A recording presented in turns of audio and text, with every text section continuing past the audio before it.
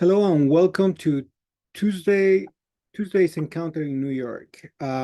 This is your host, Ron Velasquez, and uh, welcome all. Thanks for being here with us today. First of all, I will like to make a couple of announcements. Next week, we will have a guest. Her name is Kiera Odrain, who's gonna talk about a girl who had two near-death experiences, expanding your healing gifts and quantum senses. And also on February 27th, we will have Martin Rivera, who's going to be presenting waves of volunteer souls coming to Earth. Um, Thank you and welcome all. We're going to start now. Today we have a very special guest, and his name is Pablo Morano. Pablo, come in, please. Hey Ron, how are you doing? Good, good. How are you? Good to see you again. Great. Just let me get that light on. That's Absolutely, better. absolutely. So, How are you? Thank you for inviting me. thank you for being here with us tonight. Well, it's it's been so exciting to wait and arrive to this moment and have you here with us. And w- tell us a little bit about yourself. Well, like you said, my name is Pablo. I've been channeling for about 23, 24 years maybe right now. I kind of lost count of how much time I have been channeling. I've been teaching channeling for almost 11 years, all through Latin America and a couple of times also in Miami and New York. And that's what I've been doing for a living, helping people get the best out of them through channeling. And this is what we're trying to share here with all of you that are here on Zoom and watching on Facebook. Wow, thank you. So tonight we're going to be talking, the topic of tonight is self-awareness through channeling. So, Right. so tell us a little bit about this topic. Well, the thing is that channeling is widely known, mostly in the sense of being something that you connect with something that's outside of yourself. That's how channeling is usually known. It's usually known as some sort of grandchildren of mediumship, which was getting in touch with people that are already deceased, and that started in the 1800s in France. And channeling is some sort of grandchildren of this because it has been evolving through time and through the awareness we have been having as a whole human race. And this evolution has led us to understand that channeling is something that not only helps you to get in touch with things that are outside of yourself, but it helps you get in touch with things that are inside of yourself. Psychologically speaking, it will be getting in touch with your higher self, your soul.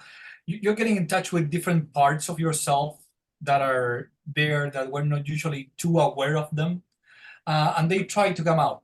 They usually try to come out in any way they can. And the thing is that we have what I have experienced and what I've seen a lot of my students is that when you want to get in touch with something that's outside, say any sort of spirit, angel, entity, or whatever it is outside energetically, it is inside at the same time. So it's some sort of prerequisite to actually get in touch and to go and speak to your higher inner self, your inner wisdom, before you get in touch there. So this is the way that I have seen channeling is a lot more useful in these days, because it helps you recover uh, your own your own master self inside. your own power instead of claiming it from somebody else or giving it to somebody else.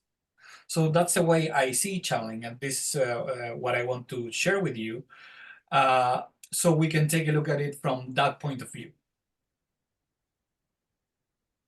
So, so in other words, being introspection will lead you to be able to be a better channel, to to be able to channel better. Yeah, one of the things I've noticed through the years is that the best channelers, and I don't mean the ones that become famous, because this is some, in a way, similar to what happens with music, when you can have someone that's very famous but it's not the best singer. uh, so with channeling could happen the same thing. You can have someone that is a famous channeler, but maybe it's not the best channeler. But the ones who are really good at channeling and can really be of service to others, the main trait I have seen through the years is that they become really aware of who they are, and that they are really aware of their inner movements, inner spaces, and the self-talk they have with themselves in a day-to-day basis. So the more a channeler learns about themselves, the better it becomes at serving others, because when the channeling comes and whoever they're getting in touch with shows up, they are able to be very balanced and very distinctive in what they tell somebody, the client, or in front of them, what is actually coming for them, and not just putting their own things and own issues in between the channeling, and somehow making it a little bit dirty in the way that everything is processed out. So you need to be able to separate, distinguish what's coming from you and what's canalizing through you. Right. And that's a process that may take years for some people, and some other can make it a little bit faster. But what I've seen in my experience is that that process usually takes about 2 to 4 years for someone, when they start channeling and they have a regular practice or of channeling twice or 3 times a week. It takes you 2 to 4 years, more or less, to get actually some sort of pure enough content when you're channeling, because it, we cannot aspire to have a 100% pure channel when we're doing this. You cannot try to have everything in the purest form, because there's always going to have the human mind in between, because channeling uses the human mind to actually go through and get the words that you use to actually be able to speak.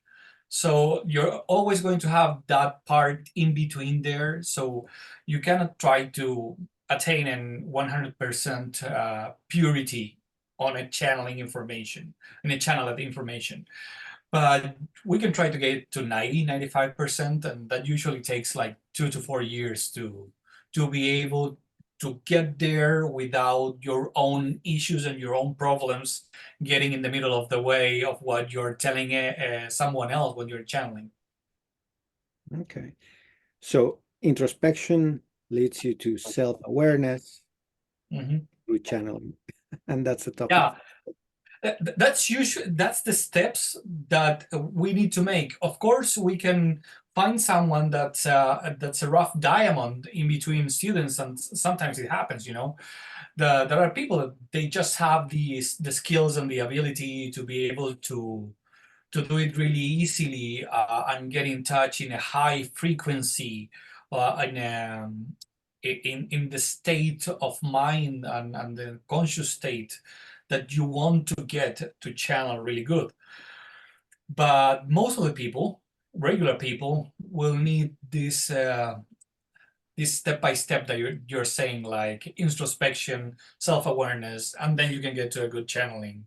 after you are going through those steps.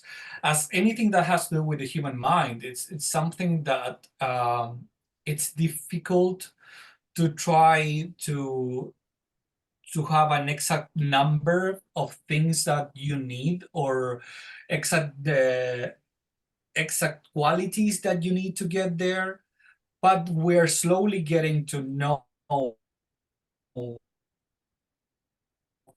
most of the people need to go what most of the people need to go through to learn channeling and to actually get in touch deeply with themselves. So in this sense is that I usually invite everyone that comes to a class of mine to go first through the self-awareness process, and then try to get in touch with something that's deeper in there. Because when you try to get in touch with a master or an angel, an archangel, or whatever you're trying to, or you feel that you need to get in touch with, that it's a little bit deeper, you get in a realm where there is less separation of who we are between us. And the only way to actually get there and be able to sustain that through time is by really having a lot of awareness of who you are there, and then you can go to that deeper part. Because if not, the ego just starts trying to sabotage everything. It goes into self-preservation mode. It tries to hold on to life, and it starts making things difficult because the ego feels like you're actually dying. So it starts trying to preserve life in any way it can, and then it starts blocking and withholding the channeling itself. So, so is it dangerous to be a medium if you're not ready, if you're not prepared? uh if you try to go too high, let's say quote too high unquote, if you try to go there too high, it could be dangerous, because the ego gets unbalanced, and then you can, instead of merging more of yourself together and becoming more complete and in your power, you have this risk of maybe trying to get too high, and then you dissociate yourself from your human experience. And the whole idea of channeling is actually to have a better and more fulfilling human experience, because you're integrating spirit. But if you try to go too high and you just forget about your human self, then you start disassociating, and then you start forgetting about your humanity and become like all spirit, and then it becomes dangerous. Yeah. So the famous Trinity, body, mind, and spirit. Yeah, you just cannot forget about it. And I think that's the biggest risk there is. And at the same time, I think it's the biggest sin we are somehow committing in this moment of time, because we're just trying to become too much spiritual, and forgetting about our human needs, our human connection, and the whole idea of yeah, I get in touch with the spiritual part of the world, but how do I transform that into something that is actually creativity at the service of other human beings at the same time? Okay. Now, who are your usual students, your usual clients? What is it that what kind of answers are they looking for? Or what is it that they're trying to learn? Yeah, it has changed through time. I will say that 11 years ago, when I started, most of the people were just curious about learning that this can be done by anyone. And if you have the proper training, it's really safe to do it, and it's actually very fulfilling to do it, because it allows you to see your own mastery inside, and let it out to speak with you, and get in touch with it, and have some concrete answers about things, and be able to get a guidance from within, to whatever is going on in your life. But as time has progressed, I have become a little bit closer to people that are wanting to serve others. So right now, the only class I'm teaching is a class where I'm preparing people to be able to channel to other people. So and that's done in a larger setting. I mean, it's a longer class, smaller setting with fewer people. And this is done because what I have seen is that there are people who actually have a lot of ability and skills and a desire and desire that comes from the soul to serve others. Been in the last few years, I've been more in being in having time and being able to teach them and to trespass this information to them so they can serve people at the same time as well as I did when I was taking sessions and all that. Right. And can you tell us a little bit? So, can you tell us a little bit about your first experience with channeling when when you still didn't know what channeling was? What happened? How did it start? What inspired you to do this? Yeah, well, at first it all started with some premonitory dreams, and that's what drew my attention and my curiosity about what spirituality was. And I had I said the good luck or synchronicity of having a my grandfather was very interested in Connie Mendes and the Great White Brotherhood teachings, and and he taught me a lot about metaphysics when I was 15 years old. And then as I started learning and learning a little bit more and going to some groups of uh, to meditate weekly and having like a regular meditation practice, it started happening that information just came to me with ideas to my mind, and I just felt the urge to write them down, and that will happen anywhere. It will just happen in the middle of class. I was in college when this started. It will happen in the middle of the class, in the middle of bus trip. It was just in the more inconvenient times you can think of. Then it was when the information wanted to flow. So I just couldn't handle it, and I needed to start stopping it because it was too much at that moment. But then a few years later, I met my channeling teacher. Her name is Pepper Lewis. She lives in Oregon, actually. And, and she taught me how to control it and how to be able to open and close the door whenever I wanted, and not um, just having it overflowing my life in any moment. And that really changed everything because uh, when I started being able to open the door whenever I wanted, things started to change pretty quickly. And intuition became really, really sharp with about anything that was happening. And that just set me up like in a higher gear. And the funny thing, and now I look at it as funny, but the moment was really tragic, was that everything started to not work in around me money wise, and everything started to go south in many ways, where I couldn't just get a job. It was just impossible to get a job, and it was a really difficult situation. That now it looks funny because there's a funny story about it, but that happened afterwards. But mostly at that moment, it felt really, really tragic. Like everything was ending, and I didn't have money for anything. We were like, I don't know, maybe like $30,000 into debt at that moment. And it was a really difficult moment that started changing once I got like seriously into channeling, and then a lot of things happened. It seems like the whole universe was pushing you to stop whatever you were doing and start Yeah, doing channeling. yeah. And the funny thing was that every time I will ask them, like, what do I need to do to be able to sustain myself? The answer was like, just hang in there, that we're gonna help when you need it. And I was like, okay, I need help right now. I don't have money to buy food, so I need help now. But it was all the same, in pretty the same way. And one day I was watching TV with my wife, and I just started poking fun at her because we were watching Who Wants to Be a Millionaire.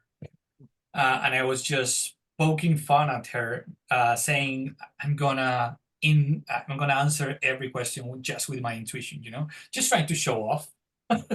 uh, and then I started doing it, and I had done it before with playing poker with some friends. Like, I'm gonna show off, like I'm gonna know which card's coming up right now. I'm gonna bet, and I'm gonna wipe up the table, and I did it. So she just laughed, show off like that. But then while we were watching TV, I was able to answer all the questions correctly. And she started asking me, like, what if that is the solution? What are you talking about? What if you go to Who Wants to Be a Millionaire, and then that's the solution for our money travels? And I was like, come on, you're crazy. I'm not going to do that. I'm not going to go be doing that ridiculous thing over there. Everyone's going to laugh at me. And she poked at me so much that I just had to go into the website and sign up because she wouldn't stop bothering me about it. Like, it was really set into her head that I needed to do that. So I said, okay, I'm gonna just fill up the form and then just leave me alone. So I did it, put it in there, and what happened was that they called me, and they told me that they wanted to meet me, and see what will be like in front of camera, what will happen, if I will be able to speak to the host and all that. And they invited me to go play in Who Wants to Be a Millionaire. And I remember I just told one friend who is a journalist. Her name is Barbara, and she told me, like, you know what, you can try to just have some free advertising there. Like, go ahead, give your website so people can learn from you, and then they can go to your meditation classes that I was giving at that moment, or I was trying to give, but I wasn't able to, bring people to students to my classes. So I said, okay, I'm gonna ask that to universe, and I went ahead and I asked for, with the little, with some little phrases I remember that my grandfather taught me, and I asked the universe to just be able to give out the website so people will know me. And when I came there, the format of the game is not the same format that most people know about. It was, 6 players at the same time, and whenever you were wrong, you were, going to be disqualified and sent out from the game. But everyone was playing for the same amount of money at the same time. Only one of you, or only one of us, was answering the questions. If you were right, you kept playing. If you were wrong, you had to go either pass and go to the end of the line, or if you were wrong, you were out, and that was it. So I started studying first who of the 6 participants will talk more with the host, and try to see whether I had more chances to give my website in speaking with her. So I don't know exactly why. I figured out that the one who sat on the first chair and the one who sat on the 6th chair were the ones that were able to speak more with her. So I asked the universe, like, just give me the first chair or the 6th chair, and then I'll do the rest. And when I got there was some sort of I don't know exactly how to say it in English, but there was this ball with numbers inside where you have to pick the number to pick out your chair. Mhm. So when that happened, I got the first chair, which was the one I wanted. So I started sensing with my intuition, like, I got my masters, guardian angels, or whoever, whatever you want to speak of them, or whatever you want to say they are, like, laughing at me, and trying to just see how I was reacting to everything that was happening. Um, and then I started in the first chair. First question were really easy. And then I got a question that I didn't know how to answer, that was about, the name of the first the first period that women have, that has a specific name that I don't know in English. I know that in Spanish it's called menarquia. So Okay. yeah, yeah, I didn't know that. Now I know it, and I haven't forgotten. But so I had to pass and go to the end of the line. So the game just started flowing, and somehow I was on the chair number 3. And the guy that's on the first chair playing, he is just making every answer correctly. He was just answering everything correctly. And it was like, oh my God, this guy is great. He's good. He's going to win it, He's going to win it. He's so good at answering everything. He's going to go to the end. And then he starts hesitating in one answer, and he decides to pass and go to. So that I was on the second chair, and the guy in front just answers incorrectly. And then I come back to the playing chair again with 4 questions to go and $30,000 as the maximum pot that we could win there. And the first one of those questions I knew. It was the name of the Venezuelan government palace, which is Miraflores. I knew that one. My wife used to live in Venezuela, so if I didn't know that one, she would just kill me right there. uh, and then the next questions I didn't know. I remember the first one was about the name of the guy who created the. Right here is called the Gendarmeria, which is the guards that are in charge of running the prisons in Chile. You know, so there's someone who founded that the that piece of the army. And I didn't know that. I never remember ever being taught who this guy was.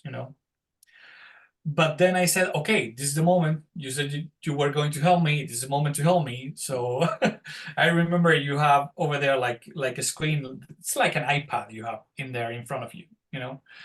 And they put all kinds of music to make you nervous, and everything moves with basses or under the floor, and all that, like a heartbeat to make you nervous.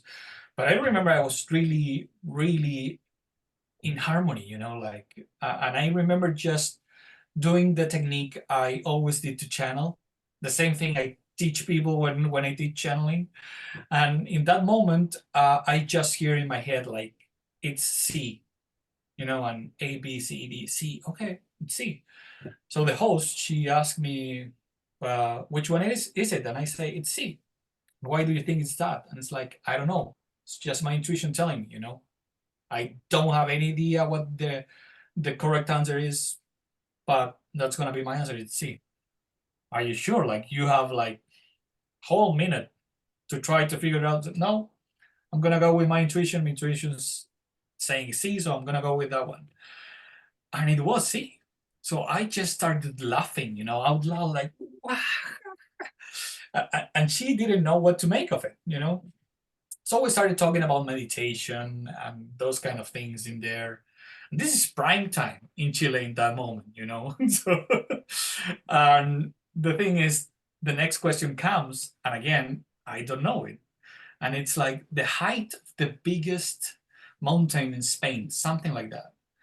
And the choices were like 4,500, 4,501, 4,502. Like, if you knew it, you could be in trouble, like really picking out which one it was. Yeah.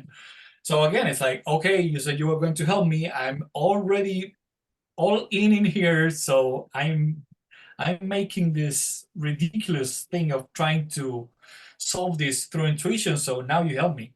And again, I did the whole technique thing, and there it goes. I feel that it's A. So I say, okay, this time it's A. And she said, like, you have like 2 minutes now to think about it because you're playing like, I don't know how much it was, like $10,000 already, or something like that. So I said, my intuition tells me it's A. I don't know the answer, but my intuition tells me it's A, so I'm gonna go with my intuition. And again, it was A. So I just started laughing again. and they really didn't know what was going on. And there was only one more question to go to get the $30,000, which was more or less exactly what I needed, because it was the amount of debt we had right there. And at that moment, I remembered that I hadn't given my website and I haven't do any sort of advertising there. So we go into a commercial break, and I tell her during the commercial break that, hey, Diana, I would like to give out my website so people can get to know me. And she said, I cannot do that. That's free advertising. You need to just put it in there if you can. I say, okay, well, anyway, I'm just going to try. So the next question comes, and the question was original from, and the possible answers Uh, was which country. you were cutting. Can you repeat the question? What was the Oh, question? okay, sure. It was which continent tobacco is from, Okay.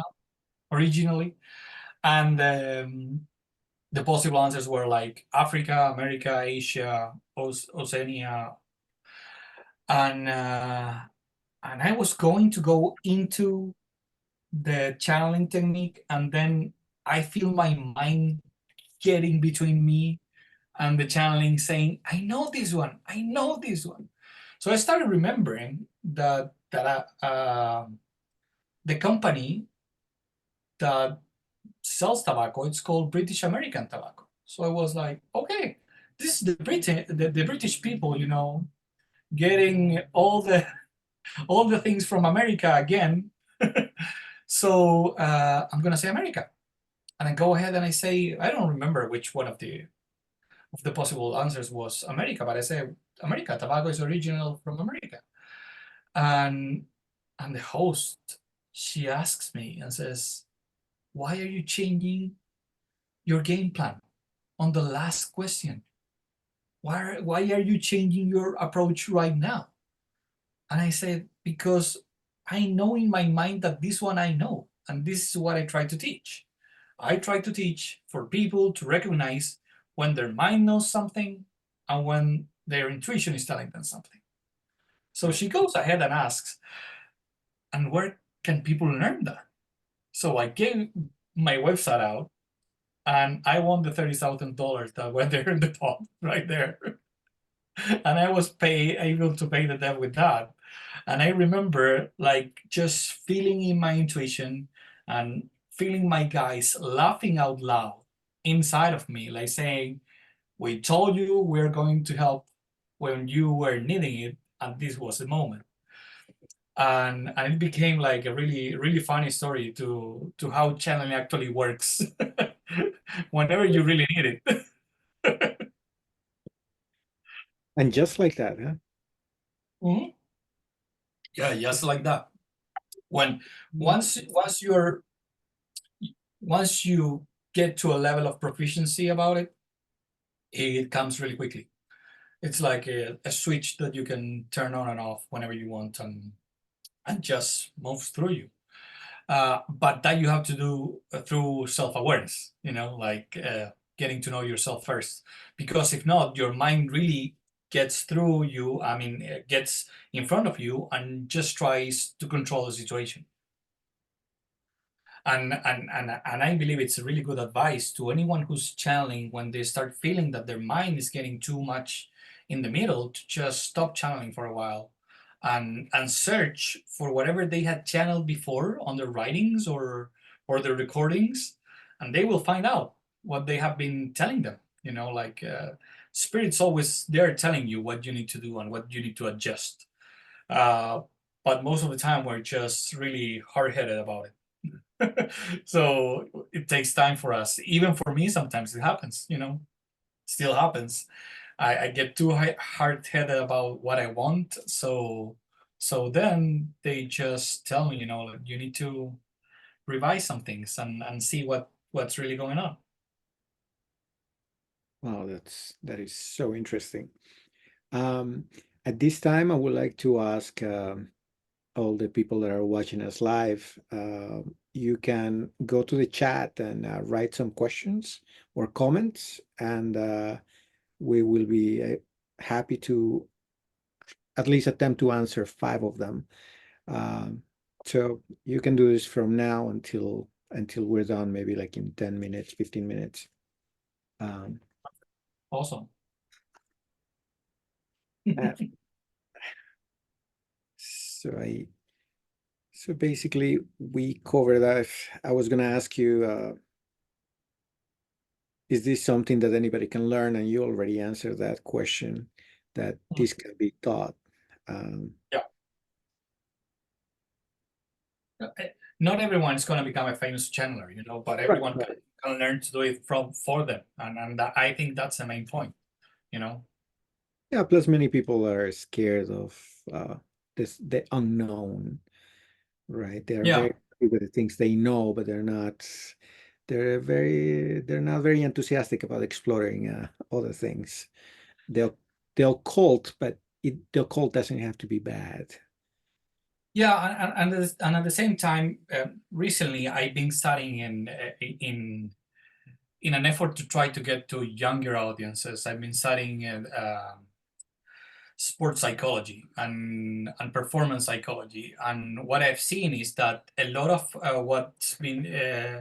what they call being in the flow or in the state of flow, it's really similar to being in the state of channeling, you know.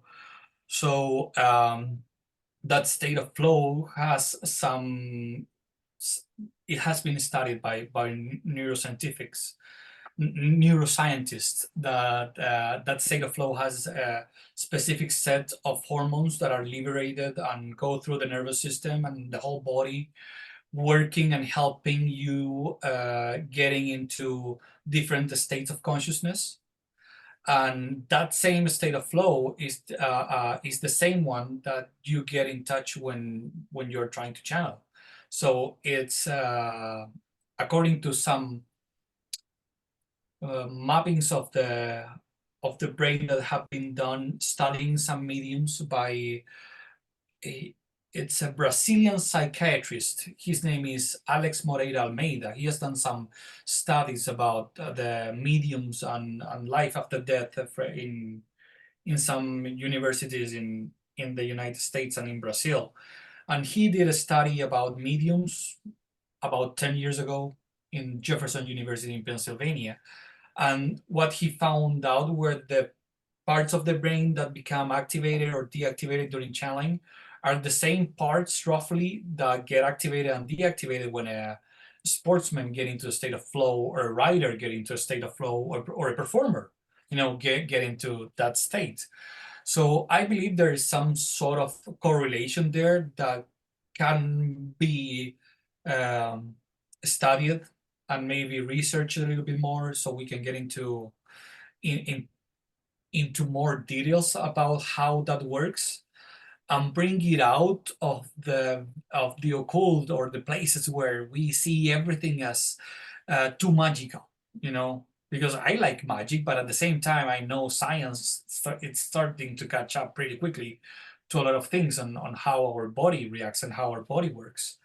So I believe if we get there, for example, knowing that there is some chemical reactions in our body when we get into that state, and that there are other branches of knowledge of the humanity right now studying that, we can get into a place where we can breach science and these spiritual ideas we have from a different point of view, and not just with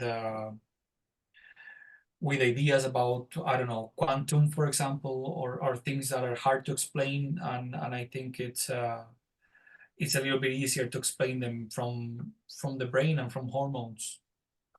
Right. Would you happen to know, like, when you are when you're interacting as a medium, when you're channeling, would you happen to know at what level is your brain working? How many cycles per second? Is it like Uh, a beta, theta? it should be theta. That's where you want to get there. Um, That's the frequency that they have found out that you get that you go to, or your awareness goes to when you're channeling. In the same study that I mentioned before, they brought that up, and the theta brainwaves are between when the alpha and the beta, which are the awake and the sleep states. Hmm. So you can go there through meditation, or through other different methods. The same method that Ernie knows, the Silva method, helps you get there into that same brain state.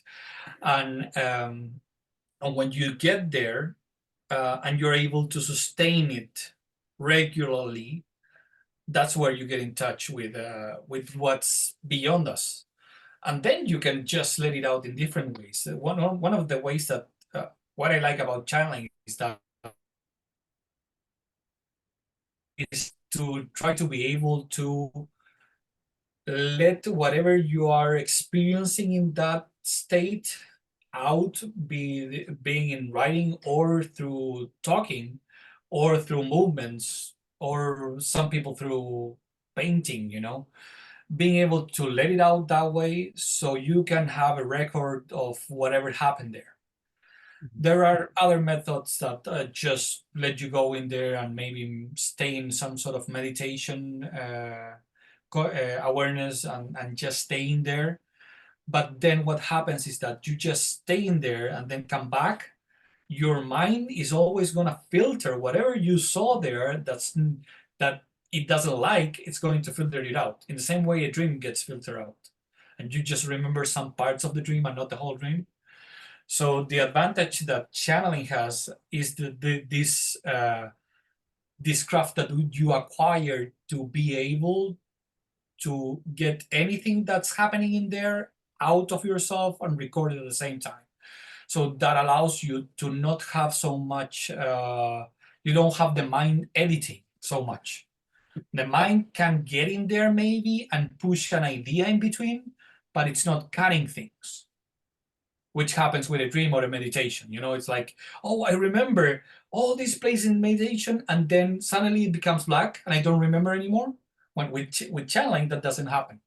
You're just in there and everything comes up. So basically, don't mind it. Yeah, exactly. Yes. Yeah. Good, good. We have Adriana Gonzalez, who has the question. The channel messages are always from people who have passed away, or what are the sources?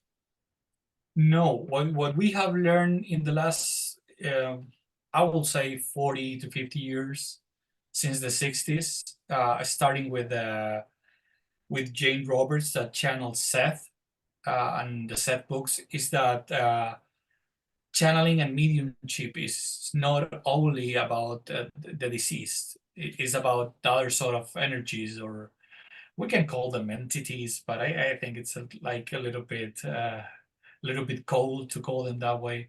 I will say beings, sentient beings, energies that are there inside and outside at the same time, and those are the ones that can give us the more fulfilling messages, and the messages that are better for our betterment, for becoming what we really need to become. I believe that when we get in touch with someone who passed away, the message goes more into the place of trying to heal something, which is really important as well. But it's a different kind of message. It goes more to the healing part that we need for the grieving, or to close the cycle. But mostly when we get in touch with other beings through channeling, it helps us get better, get into the best self that we can be, into our full inner wisdom. Yeah. So basically, if you channel someone who's deceased, who passed away, there's a personal connection to it. Yeah. Usually it happens like that. There are some cases where you have a channel that's able to connect with people where there's not a personal connection with them, but they need someone who has it in there as a client or in the audience to be able to do it as well. But most of the cases, you will get in touch with someone that you have some sort of relation with, and the way I see it also is that whatever you channel, being someone who's deceased or another sentient being, it's something that you have a soul connection with. Maybe not in this plane, maybe not in this dimension, but in another dimension, you have some sort of connection with that instead of something else. So, for example, uh, if you will say, why does some people why are some people able to channel Saint Germain, for example, and not Metatron, you know? And that's because your soul has different connection with one of them. It's more familiar. It comes from the place where your soul is developing as a whole through the dimensions, and not the other one. So as much as you may like Metatron, for example, you just cannot get in touch with it because it's not the place or the branch of the soul that your own being and soul is developing from. I don't know if that makes sense to you without the whole explanation. That's I try to resume something that's to make short something that's really hard to explain and maybe sometimes takes an hour to explain, but I try to put it in a couple of minutes. no, I mean, I think for purposes of this talk, I mean, that is good enough. I think it's easier to understand that way. And I ask anybody who's present here if they want to get in touch with Pablo Morano to do so. Mhm, His information or his website will be posted at the end of this video. mhm. You can probably tell us what your website is. Well, the thing is that my website is in Spanish right now, so they can go try take a look at it. It's Sabiduría Interior, you know. Let them Uh, channel Spanish. yeah. Information but will come to them. but whoever wants to try and get in touch with me, I know Ernie has and he's gonna post somehow Sure. this in here the places where they can find me in Instagram or maybe even my WhatsApp there that they can get in touch with me and and we can talk and I can help them in whatever form I can help them right now. No, that's great. That's great. Well, I thank everybody for their questions. Oh, here we go. Ima Heredia. Oh, she says, I'm glad to give a little testimonial. Um, I can do it in 10 seconds. okay, very good. So, no, I just want to say I met Pablo through Ernie and I said, channeling, I don't know if I want to do one more new thing because, I love all, the wonderful things in the spiritual world. But I said, I just want to get away and go to this. It was more for the experience than to be a professional channeler or anything. And then I had the amazing opportunity to meet Pablo in person, to attend the retreat. It was a wonderful weekend, met amazing people.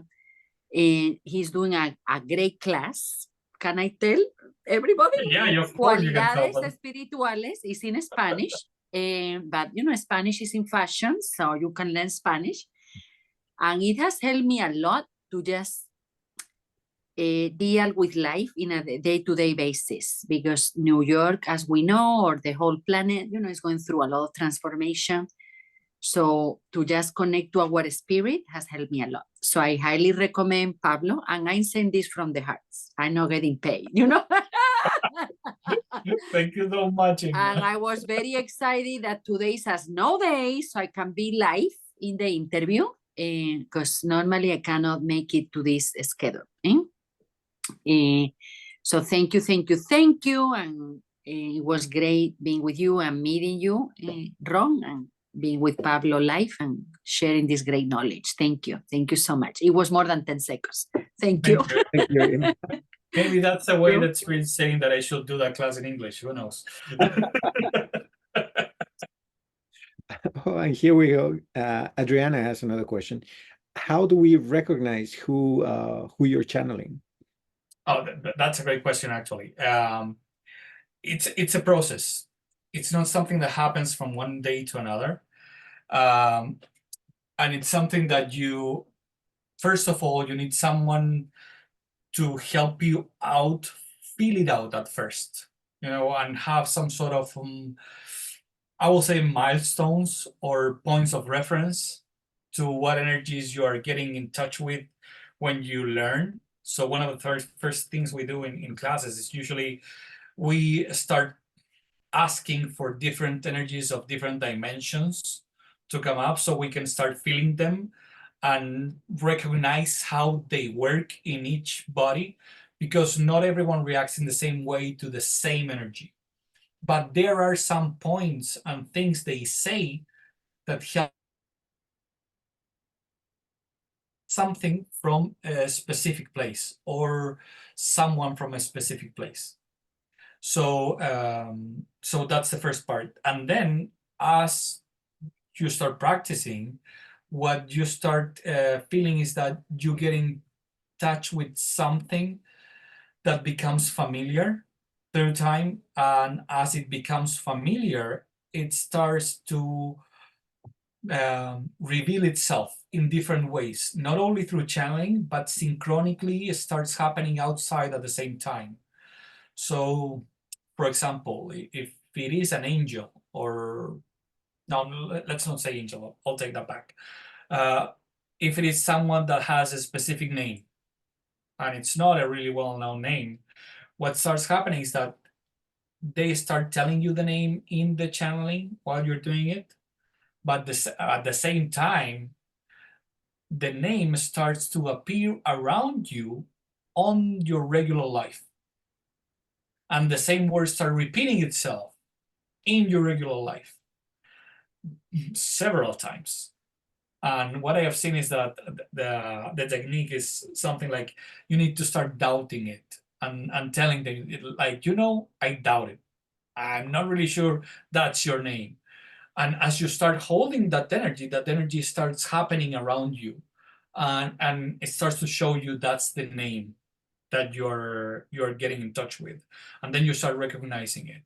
And then you can start researching a little bit more about the name and what represents what symbol or what culture it is from. And then you can start to bring the whole history of the being together. But it's something that starts as a process. You need several steps, and for that you usually need time. Whenever I have a student that comes up with a name too fast, what I've seen is that most of the time is the ego trying to get a name instead of the soul trying to get a name. Because for the soul, the name doesn't really matter. For the ego, it does. But the soul is just, this is the connection you have. This is the wisdom you're getting. It doesn't really make a difference whether the wisdom is coming from being A or being X. It's the same thing. It's the wisdom that you are getting right now, and that it's helping you solve your problems or become better. So it doesn't matter what the source is. The spirit doesn't want or doesn't own a copyright on names or doesn't want recognition for anything. That's us. So that's part of the process that you need to go through to actually get a real name, and not just like, trying to copy a name from a famous channeler, which is really easy to do. Like, yeah, but I channel the same guy that other guy channels. Mhm. That's the ego usually speaking. Does that usually happen? Several people channeling the same person, the same entity? Claiming that they do, yes. Actually doing it, I don't have a lot of experience about that. Like most of the people, once you go through that ego layer, they find out who they are really talking with, and it's usually someone it's really a very personal and intimate relationship you have with that being.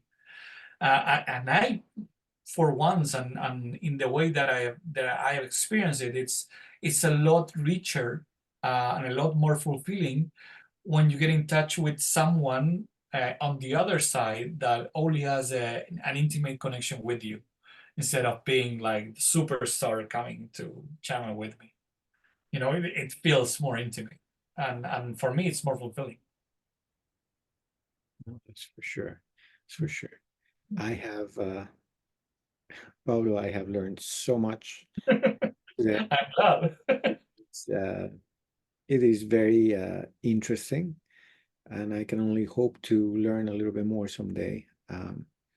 Thank you. Thank you, everyone. Thanks for all your questions.